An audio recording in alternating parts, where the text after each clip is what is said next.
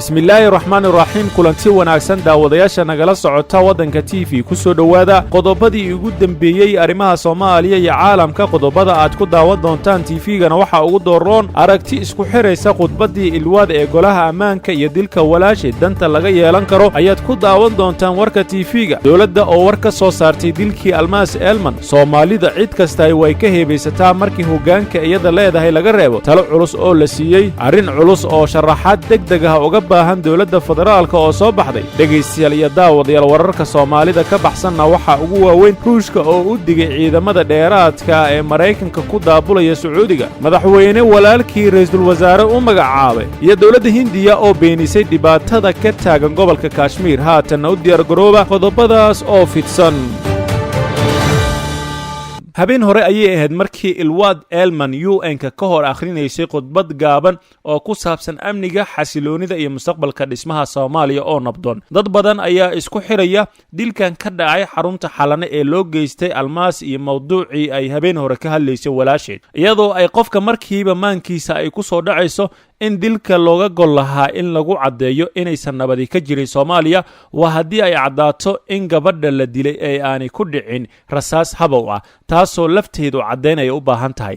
maantana walaasheed Almaas Elman ayaa lagu dilay isla magaaladii ay xalay wanaaga soo kabashada iyo soo hagaaga amni ay ka sheegaysay waliba meeshii ugu amniga wanaagsaneed ee Muqdisho oo ay degan yihiin ajaanibta sheegata in ay wanaageena iyo horumarkeena iyo waliba soo kabashadeena ay ka shaqeeyaan waa ayo cidda xalane ee joogta ee dhibayso nabad ka islaxda Soomaaliya dad baa qaba in ay ka dambeyn karaan ashqaastaasi iyo ururada caalamiga ah ee ka macaasha foodada Soomaaliya waxa waliba macno gaar ah sameynaya meesha uu shilku ka dhacay oo ah meelaha ugu ammaanka badan magaalada Muqdisho dhanka kale tan dawladda federaalka Soomaaliya ayaa war rasmi ah ka soo saartay dilkii Almaas Elman Ali Ahmed oo ka tirsaneed qoyska caanka ah ee reer Elman taasoo arbacadii ku dhex geeriyootay gudaha xarunta xalane ee magaalada Muqdisho oo xabadi ay kula dhacday halkaasi qoraal ka soo baxay wasaaradda warfaafinta ayaa lagu sheegay in dawladda ay si adag u cambaareynayso ficilka lagu dilay Almaas Elman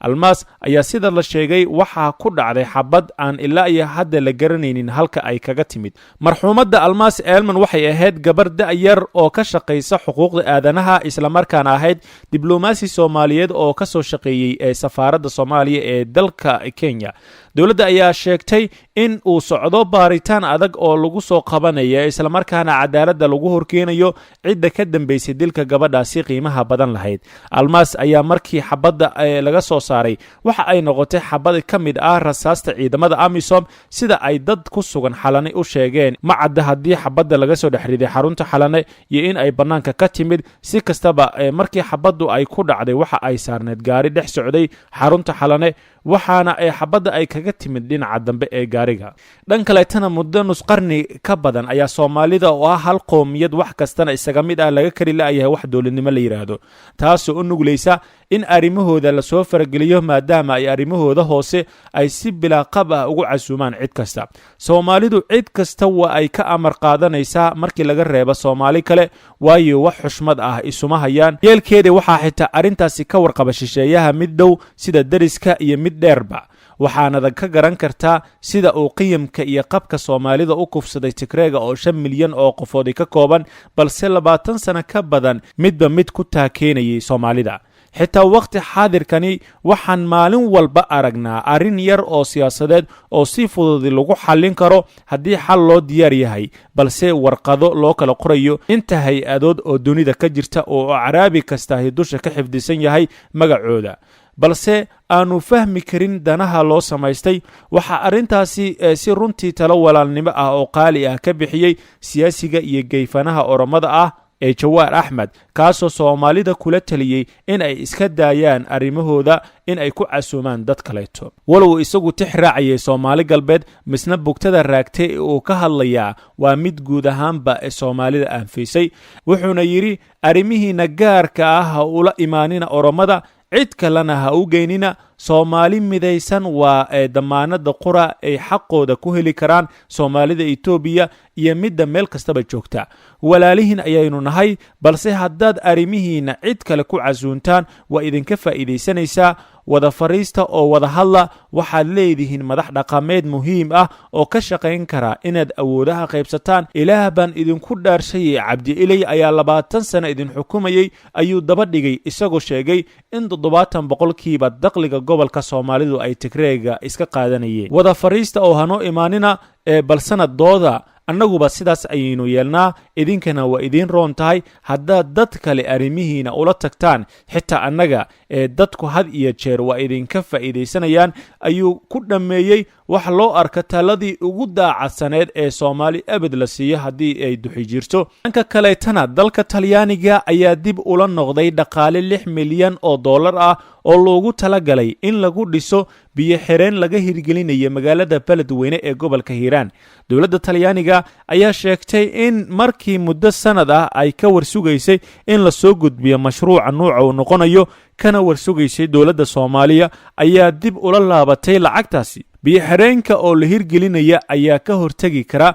fatahaadaha iyo musiibo ka dhacda gobolkaasi, inkastoo la sheegay in dhismihiisu qaadan lahaa 2 sano. haddaba dowladda federaalka Soomaaliya oo hadda jawaab aan faahfaahsanayn ka bixisay ayaa looga fadhiyaa inay sharaxdo sida ay arrintaasi ku dhacday. bal markaana arrimihii caalamka ee dowladda Ruushka ayaa ka digtay qorshaha Mareykanka ee kumanaanka askari ugu dirayo Sacuudiga in ay hurinayso xiisada ka taagan gacanka Khaliijka.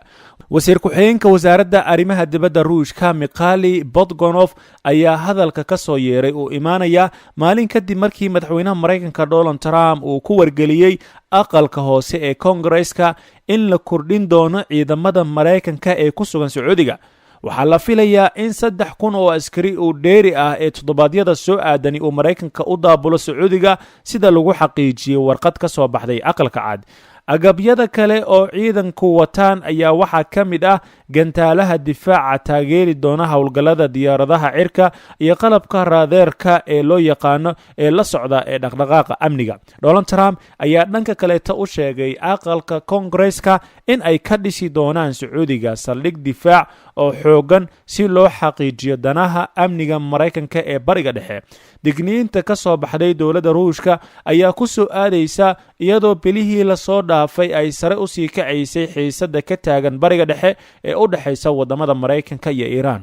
dhanka kaleetana madaxweynaha cusub ee dhowaan loo doortay dalka Sri Lanka ee Gotabaya Rajapaksa ayaa walaalkii Mahinda u magacaabay ra'iisul wasaaraha cusub ee dalkaasi. madaxweynaha cusub ee Sri Lanka oo lagu wado in khamiista xilka loo dhaariyo ayaa xilka qabanaya iyadoo oo xilka ka degayo Tanili Rajapaksa oo xisbigiisa si weyn looga guuleystay doorashadii toddobaadkii hore ee dalkaasi ka dhacday. afhayeenka xukuumadda cusub ee uu hadlay wuxuu sheegay Mahinda oo 2 wareeg oo hore madaxweyne soo noqday ayaa isaga laftiisa walaalkii ka yar ee u dhaarinaya ra'iisul wasaaraha dalka. labada nin ee walaalaha ah ayaa ah kuwa door weyn ku lahaa soo afjaridda dagaalkii sokeeye oo ku dhowaad 20 sano ka socday dalkaasi oo soo gabagaboobay 10 sano ka hor oo ay dowladda Sri Lanka kula jirtay maleeshiyadii Tamil. madaxweynaha cusub ee loo doortay Sri Lanka Gotabaya Rajapaksa ayaa walaalkii Mahinda u magacaabay